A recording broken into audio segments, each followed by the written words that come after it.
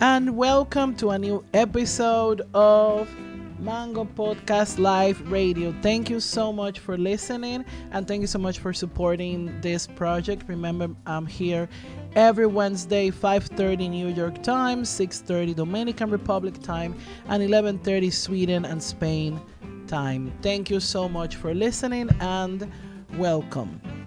So today's episode, or today's live broadcast, it's gonna be a little different than the previous one, and and I want to talk about something very, very different. I remember when I was a kid / teenager, and when I used to live back in my home country, that they always taught us that the reason why we and every country have migration agencies is to protect the country, to protect our borders, and that they are a necessity and they are very important institutions.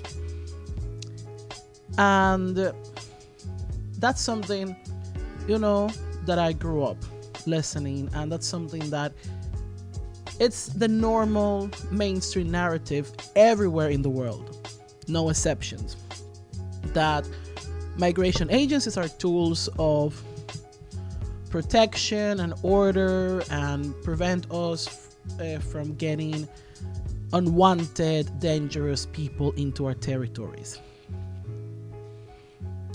So I want to immediately talk about Roberto Sitsofe. Roberto Sitsofe was 9 years old when he moved to Denmark. He has lived for more than 20 years in Denmark. All of his immediate family lives in Denmark, and he feels Danish. He speaks Danish. He works in Denmark. He pays taxes. He's a mason.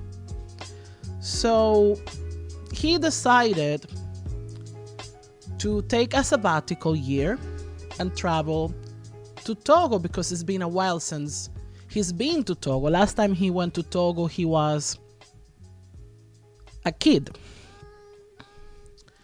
So he saved a lot of money, and he decided to take a sabbatical because it seems like it's not something very weird to do. He mentioned that some of his co-workers have done that. So he works very hard. See, he saves a lot of money, and he gets in contact with some relatives in Togo, and he decided, to take that as an opportunity to reconnect with the land of his parents and to travel around Africa. So Roberto goes to Togo, and he decides to stay a little longer because an elder relative passed away. Then after that, he gets malaria.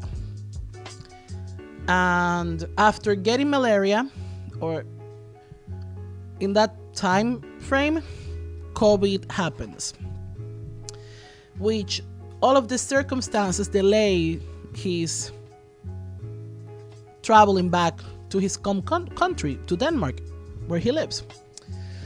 So he travels back to Denmark after 19 months. And when he gets to the customs in Denmark, they stop him and say, "Oh, you can't get in." And he's like, "What do you mean?" He said, "You're not supposed to be out of the country for more than 12 months. And he explains to them what happened, and they say, "We don't care." They cancel his residency, and then they decide to deport him. This story is not over yet. A lot of activists in Denmark and help to collect money for him to pay for the lawyer, and now they're working on that. he was supposed to get deported back to Togo, again, a country that he has never lived in. Last time he lived in that country, he was like 8 or 9 years old. And they stopped that deportation, and now, he has enough money to pay a really, really good lawyer, and they're working on that case. So he's in standby. But unfortunately, and that's another reason why collecting the money for the lawyer was so important, was because he wasn't allowed to work while he is fighting his case with the Migration Agency of Denmark. So that's why this is happening, and activists have collected money, and we're just waiting, and let's hope that he can stay in Denmark.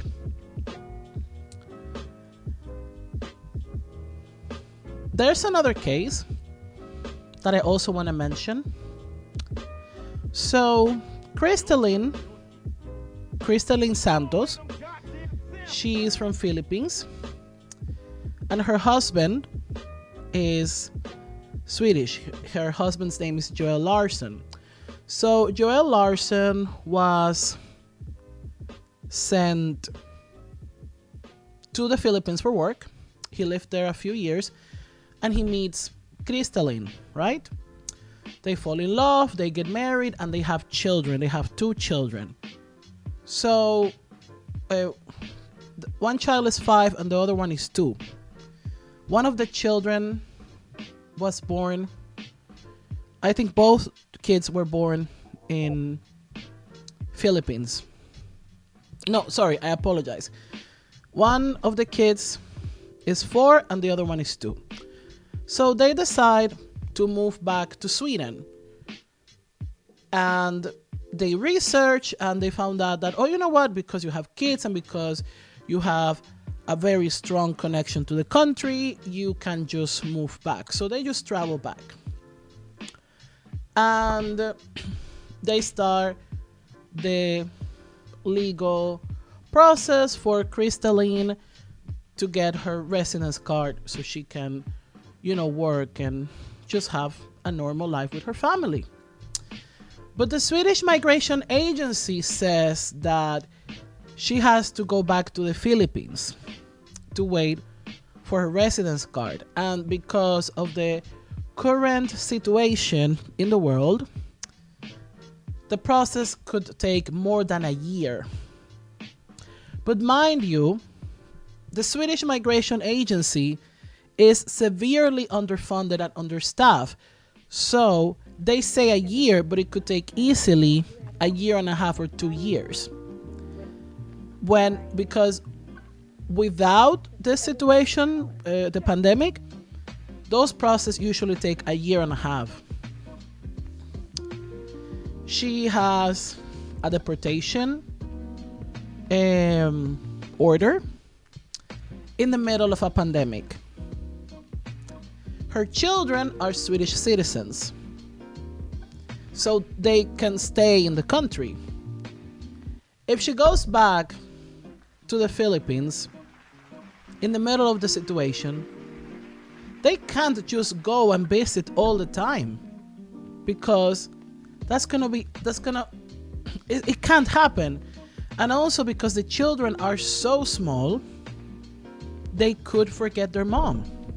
And that can create a lot of stress and pain on those children, on those innocent children, and also the father, to see his family destroyed just because he chose to marry someone that is outside of the European Union. Those children are being punished because their mom is not Swedish. And you're going to punish those children. So they are still trying to dispute the order, but unfortunately there's a high chance that she might have to go back to the Philippines in the middle of a pandemic. If this pandemic is not creating enough emotional, psychological burden onto people already. And cases like Roberto and Christalline and her husband happen all the time. They happen every day. And my question is, are really migration agencies tools of order, protection, and prevention of harm? Are they really these lawful agencies? We can't talk about racism without talking about migration laws and migration agencies.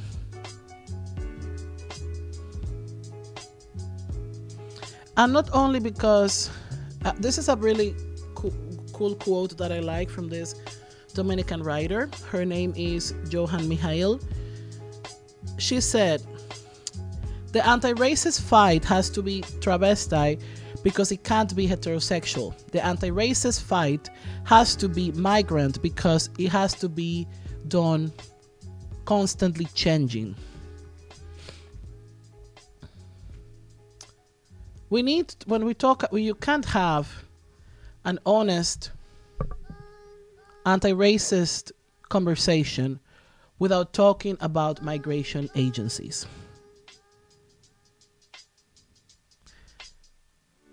And what was their crime? What was their crime? What was Roberto's crime? What was Christalline's crimes? What was her husband's and children's crime? What are the countries protecting by deporting them?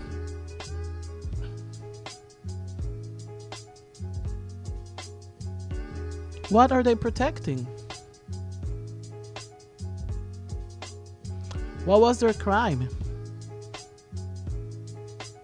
What crime did they commit that was so horrible that they have to suffer such a harsh punishment?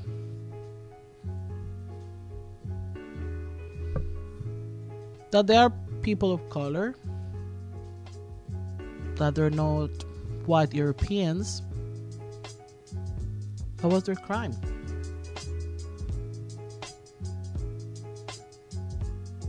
Migration agencies are tools of racist, colonialist, and imperialist violence. And this type of violence, we see it everywhere, every day.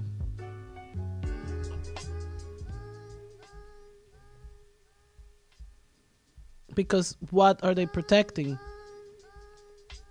That is violence. That is violence. Their threat is that to have more people of color in Europe.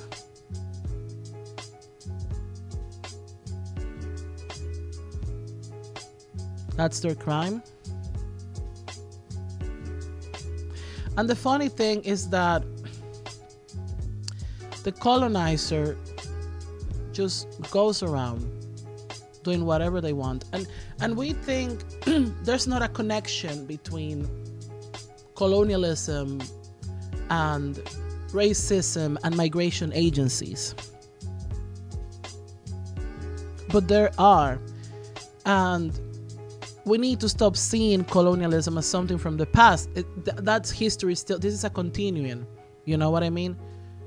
And that's why we can't talk about colonialism without talking about migration and migration agencies. Migration agencies are there to protect the ethno-state and also to protect the borders that were determined by colonialism. And you might be wondering, oh, but what do you mean? These countries are not colonies. Exactly. But they were part of the colonial enterprise. Those countries, no matter how little they are, they were part of that colonial enterprise. And they create their gated communities, and they do that to those innocent people. And this happens all the time. And in my country, for example, when they strip of Dominican citizenship thousands of Dominicans just because they were of Haitian descent. What was their crime? Their crime was that they were on the other side of the border, like their ancestors were on the other side of the border, a border that was created by colonial order. That was their crime.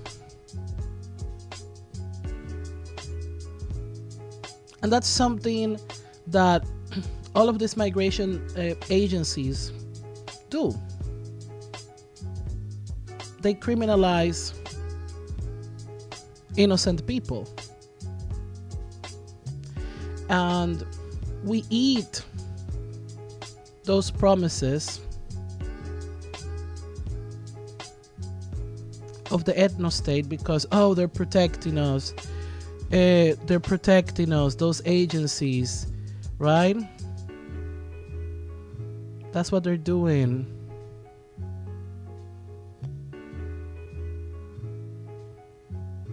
But are they really protecting us?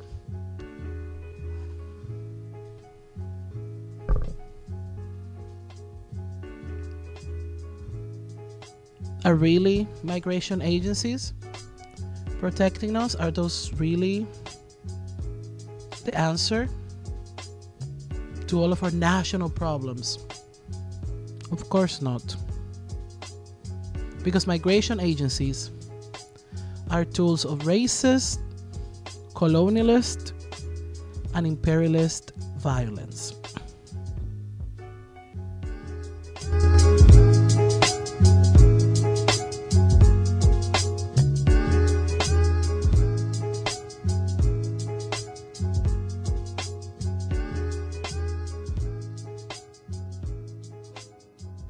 And unfortunately, we have reached the end of today's program. Don't forget that we are here every Wednesday live, 6:30 p.m. New York time, 5:30 p.m. Oh, sorry, I apologize. This is live, so of course I'm gonna make some mistakes. 5:30 New York time, 6:30 Dominican Republic time, and 11:30 Sweden and Spain time. Thank you so much for listening. Thank you so much for being here. I will also upload every episode on my podcast platforms, but without the music breaks. One of the reasons why I wanted to do a live show is because of the music. I like playing music. I like DJing and sharing music with people, but because of copyright restrictions, it's a little hard to do those things on podcast platforms. I actually tried that before considering doing a live show. I created a mock podcast account just for the purpose of testing and experimenting, and did 1 or 2 mock episodes. And because I use copyrighted music, they completely deleted the podcast. So that's one of the many reasons why I want to do a live show, so I can share music with you guys, and also to make it more interactive, and just feel free, if you're listening, feel free to text me on DMs. I'm going to try to do more lives. So thank you once again for listening. Remember that every Wednesday I'm here. All of the schedules and all of the links are on Mango Podcast Instagram account and on my website. Don't forget that my website is www.mangopodcast.com. Thank you so much for listening, and see you next time. Bye.